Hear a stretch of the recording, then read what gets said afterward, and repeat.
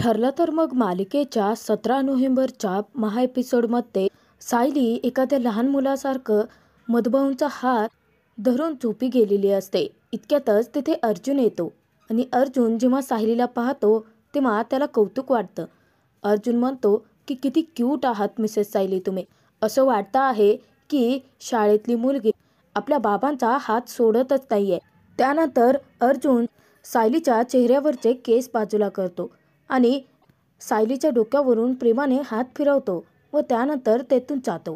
सायली अगदी गाढ मधुभाऊंचा हात पकडून झोपी गेलेली असते. त्यानंतर दुसऱ्या दिवशी पाडव्याला सर्व सुभेदार परिवारासोबत कुसुमताई व मधुभाऊ देखील फराळाचा आनंद लुटत असतात. सर्वजण एकत्र असतात तेव्हा मधुभाऊ सर्वांच्या समोर म्हणतात की मला तर माझ्या डोळ्यांवरती विश्वासच बसत नाहीये की मी पाडव्याला मोकळेपणाने सण साजरा करतो आहे.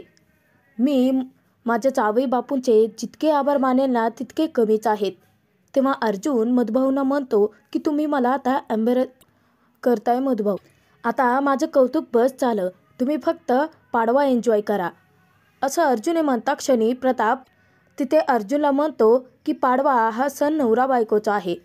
तो सायलीला म्हणतो की सायली तुला तुझ्या सासूने सगळ्या गोष्टी शिकवल्या परंतु पाडव्याच्या दिवशी आपल्या हक्काची ओवाळणी असं नवऱ्याचा हात पिरगळून घ्यायचं हे मात्र नाही शिकवलं का. तेव्हा तिथे सर्वच जण हसतात. तिथे कल्पना लाजते आणि ती प्रतापला म्हणते की अहो तुम्ही कोणाच्या समोर काय बोलताय याचं तरी भान ठेवा जरा.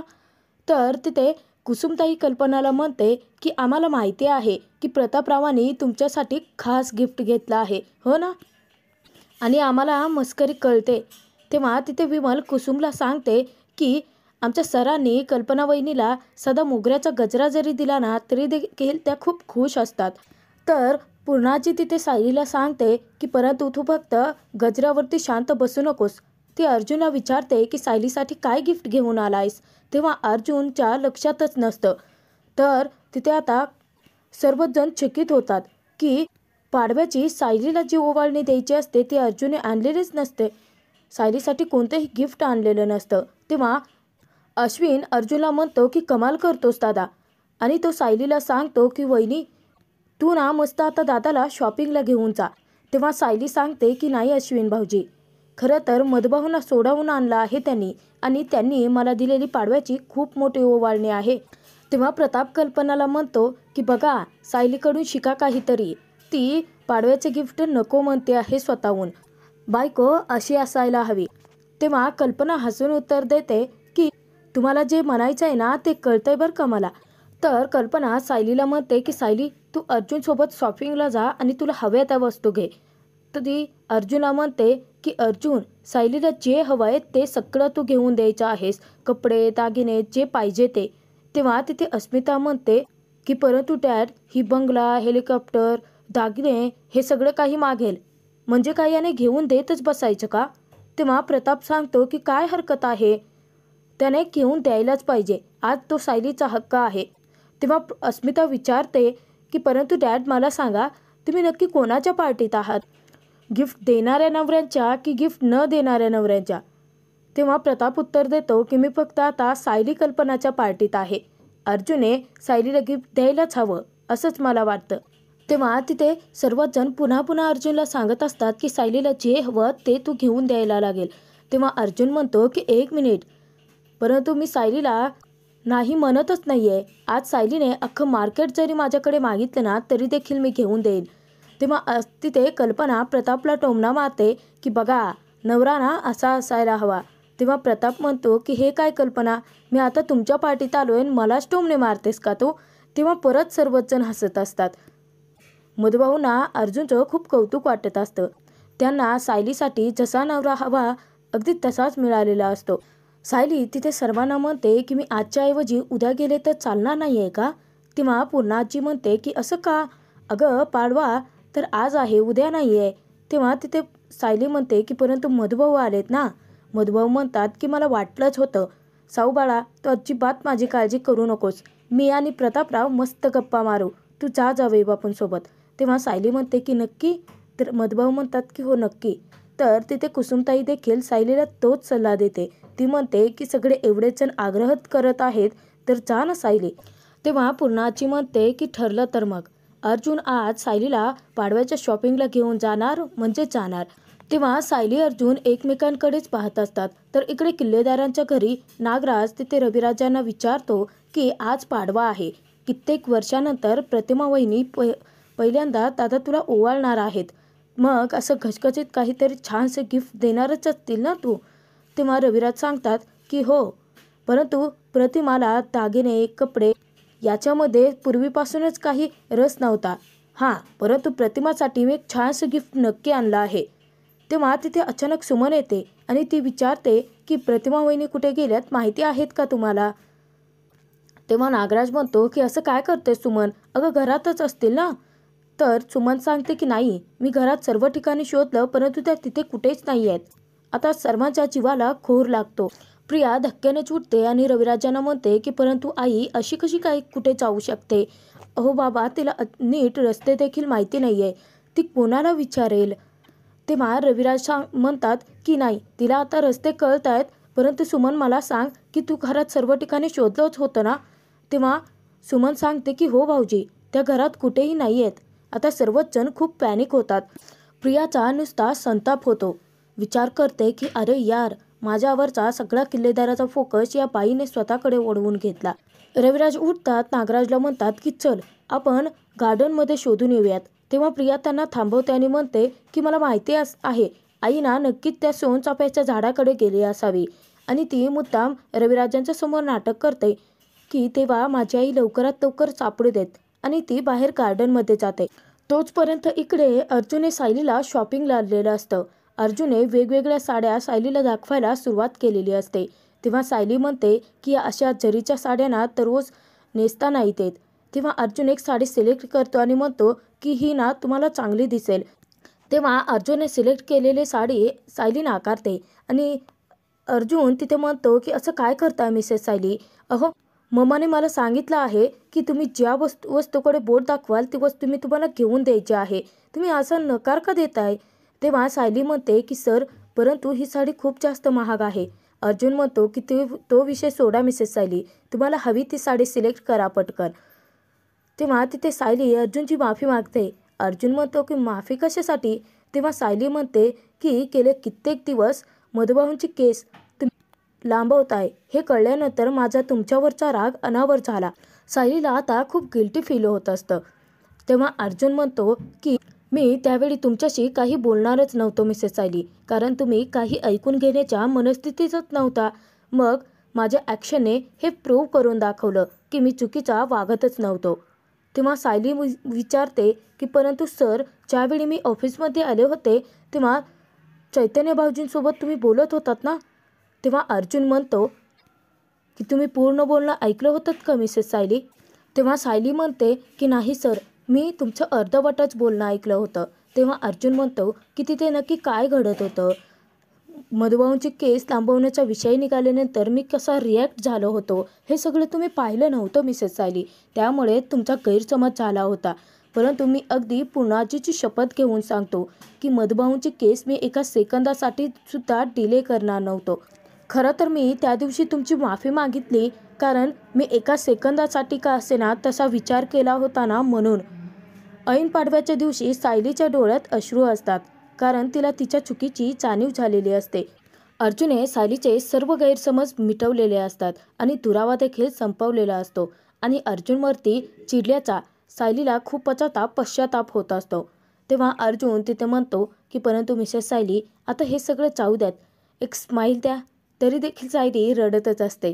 तर अर्जुन तिथे सेल्समॅनला म्हणतो की मला ना बायकोच्या चेहऱ्यावरती हसू आणता येईल अशा रंगाची साडी दाखवा. तेव्हा सायली हसते आणि अर्जुनला म्हणते की बस करा, तुम्ही कुठेही मस्करी करताय आता. तर अर्जुन तिथे सायलीसाठी एक साडी सिलेक्ट करतो आणि तो सायलीला म्हणतो की ही तुमच्यासाठी साडी खूप छान आहे. तेव्हा सायली म्हणते की सर, त्या रंगाचा शर्ट तुमच्याकडे नाही आहे, आपण तुमच्यासाठी तो शर्ट घेऊया का. तेव्हा अर्जुन म्हणतो मिसेस सायली, अहो मी दररोज थोडीच कोर्टात घालून जाणार आहे तो शर्ट. तेव्हा सायली म्हणते की सर, तुम्ही दररोज थोडीच कोर्टात जाता का, कधीतरी घरी घालता येईल ना. तेव्हा दोघेही आता तिथेच खूप गोड वाद घालत असतात. कारण सायलीला अर्जुनसाठी सर्वात आधी शर्ट घ्यायचा असतो आणि अर्जुनला सायलीसाठी साडी घ्यायची असते आणि दोघेही एकमेकांबद्दलच बोलत असतात. तेव्हा तो सेल्समॅन विचारतो की मला सांगा, तुमचं लग्न आत्ताच झालं आहे का? तेव्हा अर्जुन सांगतो की नाही, ऑलमोस्ट 1.5 वर्ष झाले आहेत. तेव्हा तिथे सेल्समॅन म्हणतो की आमच्या नजरेत ना ही अशी नवीन लग्न झालेली जोडपी लगेच लक्षात येतात. नुकतंच प्रेमात पडल्यासारखं वागताय तुम्ही. तेव्हा सायली अर्जुन दोघेही लाजत एकमेकांकडेच पाहत असतात. तुमच्या दोघांचंही वागणं तसंच आहे, त्यामुळे माझा थोडासा गैरसमज झाला. लग्न झाल्यानंतर देखील खूप वर्षांनी भांडणारी जोडपी आम्ही पाहिली आहेत. तुमच्या लग्नाला 1.5 वर्ष झालं असून देखील तुम्ही एकमेकांची किती काळजी घेता, एकमेकांशी किती प्रेमाने छान वागता, हे पाहून खरंच कमाल वाटते आहे सर. असं तिथे सेल्समॅन अर्जुन सायलीच्या बाबतीत बोलत असतो. त्या दोघांनाही एकमेकांवरच्या प्रेमाची जाणीव करून देत असतो. तेव्हा ते दोघेही एकमेकांकडे पाहत लाजत असतात. सायली त्या सेल्समॅनला विचारते की मी ही साडी नेसून बघू का? तर सेल्समॅन सायलीला ट्रायल रूम दाखवतो. सायली निघून जाते. अर्जुन मात्र सायलीकडेच पाहत असतो. तर सुभेदारांच्या घरी सर्वांची गप्पांची छानशी मैफिल रंगलेली असते. इतक्यातच प्रतिमा घरी येते. ज्यावेळी प्रतापचं लक्ष प्रतिमाकडे जातं तेव्हा सर्वच जण आश्चर्यचकित होतात. प्रताप पटकन उठतो आणि प्रतिमाला म्हणतो की अगं प्रतिमा, ये ना. सर्वच जण प्रतिमाला घरात येण्यासाठी आग्रह करतात. तर अश्विन पटकन 2 चेअर्स घेऊन येतो. तर प्रतिमा बसल्यानंतर कुसुमताई तिची विचारपूस करते. तेव्हा पूर्णाजी म्हणते की प्रतिमा, तू आज अचानक आली. खरं तर त्या दिवशी तन्वीने जे काही केलं ते मला प्रताप आणि कल्पनाने सांगितलं आहे. पूर्णाजी तिथे प्रतिमाला म्हणते की खरं तर या विषयासंदर्भात 2 दिवसानंतर मी तुला बोलणारच होते. तेव्हा तिथे पूर्णाजीला प्रतिमा सांगते की परंतु आपल्या माणसाशी बोलण्यासाठी वाट कशाला पाहायची पूर्णाई, नाही का? तेव्हा कल्पना तिथे प्रतिमाला म्हणते की मी तुला ओळख करून देते. ती मधुभाऊंचं नाव घेता क्षणी तिथे प्रतिमा सांगते की सायलीचे मानसपिता, परंतु सख्ख्या वडिलांपेक्षा सुद्धा जास्त, हो ना? कल्पना चकित होऊन विचारते की तुला कसं माहिती? तर प्रतिमा म्हणते की सायली यांच्याबद्दल खूप काही बोलते माझ्याजवळ. तेव्हा तिथे अश्विन म्हणतो की मधुभाऊ आणि या आमच्या. तेव्हा मधुभाऊ स्वतःच सांगतात की या तुमच्या प्रतिमा आत्या. जेव्हा सायली मला जेलमध्ये भेटायला यायची ना, त्यावेळी तुमच्याबद्दल देखील खूप काही सांगायचे. तिथे मधुभाऊने आता जेलचा विषय काढल्यानंतर प्रतिमा गप्पच होते. तर तोचपर्यंत इकडे अर्जुन त्या सेल्समॅनला एक सल्ला देतो. तो त्याला सांगतो की तुम्ही एक काम करा, जे तुम्ही साड्यांवरती लेबल लावले आहेत ना किमतीचे, ते सगळे लेबल्स काढून टाका आणि दाखवताना खूप साऱ्या महागड्या साड्या दाखवा. काय आहे ना, ते साड्यांचे लेबल बघूनच माझी बायको साड्या घेणारच नाही, त्यामुळे सांगतो आहे. तेव्हा तो सेल्समॅन होकार देतो. इतक्यातच सायली अर्जुनने सिलेक्ट केलेली साडी नेसून आलेली असते. जेव्हा सायली अर्जुनला अहो अशी हाक मारते त्याच वेळेस अर्जुन पाठीमागे वळून पाहतो आणि सायलीकडे तो पाहतच राहतो. अर्जुनने जी साडी सिलेक्ट केलेली असते त्या साडीमध्ये सायली खूप सुंदर सुरेख दिसत असते. अर्जुन सायलीच्या जवळ जातो. तेव्हा सायली भुवया उंचावत ती डोळ्यांच्या इशाऱ्यानेच विचारते अर्जुनला की ती कशी दिसते आहे ते सांगते. तेव्हा अर्जुन त्याच्या स्टाईलने ती खूप छान दिसते आहे असं सांगतो. तर सायली खूप लाजते आणि त्यानंतर सायली थोडी पुढे जाते. तेव्हा सायलीचा पाय घसरतो आणि सायली पडणार. इतक्यातच अर्जुन सायलीला आपल्या हातांवर चावरतो. ज्यावेळी अर्जुन सायलीला पडण्यापासून वाचवतो त्याच वेळेस सायली अर्जुनकडे व अर्जुन सायलीकडे पाहतच राहतात. दोघेही अगदी भान विसरून गेलेले असतात. ते शॉपिंगसाठी दुकानात आले आहे हे देखील आता त्यांच्या लक्षात राहिलेलं नसतं. खूप वेळ अर्जुन सायली एकमेकांकडेच पाहत असतात. अचानकपणे तो सेल्समॅन तेथील ओढण्या उचलायला सांगतो. त्याच वेळेस सायली अर्जुन दोघेही भानावर येतात आणि भानावर आल्यानंतर त्या दोघांच्याही लक्षात येतं की ते दोघेही दुकानात आहेत. त्याचनंतर अर्जुन सायली दोघेही एकमेकांकडे पाहून हसत असतात. तर तोचपर्यंत इकडे सुभेदारांच्या घरी प्रतिमा आलेली असते आणि अचानकपणे ती अस्वस्थ दिसते. तेव्हा पूर्णाजी विचारते की परंतु तू अस्वस्थ का आहेस? घरी सगळं ठीक आहे ना प्रतिमा? असं पूर्णाजीने विचारल्यानंतर प्रतिमा म्हणते की घरी सगळं ठीक कसं असेल पूर्णाजी? तन्वीला या दिवाळ सणाला तुम्हाला भेटायची खूपच इच्छा होते आहे. असं तिथे प्रतिमाने म्हणताक्षणी प्रताप, कल्पना, अश्विन, पूर्णाची हे चौघेही आता चिडलेले असतात थोडेसे. प्रतिमा सांगते, तन्वीला या घरात येऊन तुमच्या सर्वांचा, तिच्या मामा मामींचा आशीर्वाद घ्यायचा होता. परंतु तन्वी इथे येऊ शकत नाही, कारण तिच्यासाठी या घराची दारं बंद झाली आहेत. परंतु एक सांगू का पूर्णाई, खरं तर या गोष्टीचा त्रास फक्त तन्वीला होत नाहीये, रविराजांना देखील होतो आहे, असं तिथे प्रतिमाने खुलासा करता क्षणी प्रतिमासोबतच तिथे कल्पना, प्रताप, पूर्णाई यांना खूपच वाईट वाटतं. प्रतिमा पुढे पूर्णाईंना सांगते की तुम्ही तुमच्या रविराजांच्या डोळ्यात पाणी पाहू शकणार आहात का? तेव्हा तिथे पूर्णाची म्हणते की मी तर माझ्या लेकीला अस्वस्थ देखील नाही पाहू शकत. तेव्हा पूर्णाची तसं म्हणता क्षणी प्रतिमा खूप इमोशनल झालेली असते. ती तिथे पूर्णाईंना म्हणते की आज पाडव्याच्या सणाला लेक म्हणून मी तुमच्याकडे काहीतरी मागू का पूर्णाई?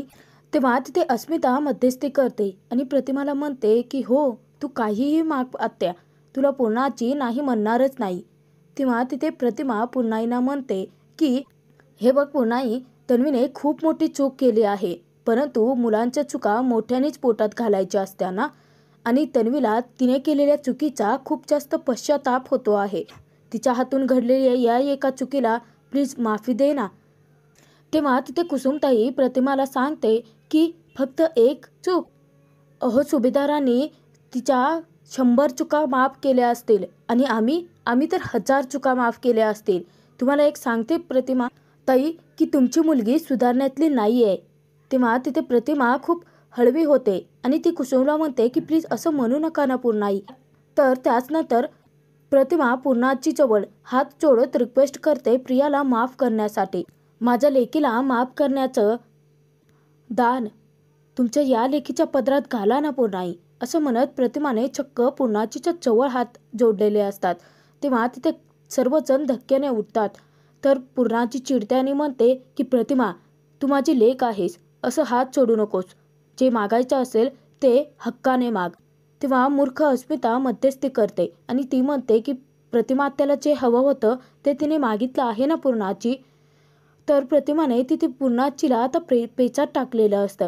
आता प्रियाच्या चुका माफ कराव्या की प्रतिमाचं ऐकावं, या दोन्हींमध्ये पूर्णाची अडकलेली असते. तरी देखील पूर्णाची एक निर्णय घेतेच. ती प्रतिमाला म्हणते की हे बघ, तुझ्यासाठी का असे ना, परंतु मी तन्वीला या घरात येण्याची संधी देईन. तिच्या चुका मी माफ करू शकेन की नाही मला माहीत नाही, असं तिथे पूर्णाचीने स्वतःचा निर्णय ऐकवता क्षणी घरातील सर्वांनाच मोठा धक्का बसतो. तर प्रताप तिथे म्हणतो की अहो पूर्णाई, परंतु तन्वीच्या चुका माफ करण्यासारख्या नाही आहेत. तेव्हा पूर्णाची तिथे प्रतापला सांगते की हो मला कळतं आहे, परंतु आज सणाच्या दिवशी माझ्या प्रतिमाने माझ्याकडे काहीतरी हक्काने मागितलं आहे आणि मी तिला ती गोष्ट दिली नाही असं कधीच होणार नाही. प्रतिमा खूप खुश असते, परंतु प्रतिमाला प्रियाचा असली खरा चेहरा अजून माहितीच नसतो. खरं तर प्रतिमाला प्रियापेक्षा जास्त रविराजांची काळजी वाटत असते. त्यांचं दुःख, त्यांना होणारा त्रास ती पाहू शकत नसते. म्हणूनच ती सुभेदारांच्या घरी येते प्रियाची बाजू मांडण्यासाठी. पूर्णाची तिथे ठणकावून सर्वांनाच सांगते की इथून पुढे तन्वीला या घरात येण्यापासून कोणीही अडवणार नाही. पूर्णाचीचा निर्णय तिने ऐकवता क्षणी प्रतिमा इतकी खुश होते, तर तो निर्णय घरातील कोणालाही पटलेला नसतो. म्हणजेच तिथे कल्पना, प्रताप, अश्विन, कुसुमताई, मधुभाऊंना देखील तो निर्णय पटलेलाच नसतो. प्रियाच्या 100 चुका त्यांनी आत्तापर्यंत माफ केलेल्या असतात आणि प्रिया खरोखरची सुधारण्यातलीच नाही आहे हे सर्वांच्याच आता लक्षात आलेलं असतं. परंतु प्रतिमासाठी पूर्णाईने तिला माफ केलेलं असतं. इथून पुढे नक्की काय घडणार ते आपण भाग 2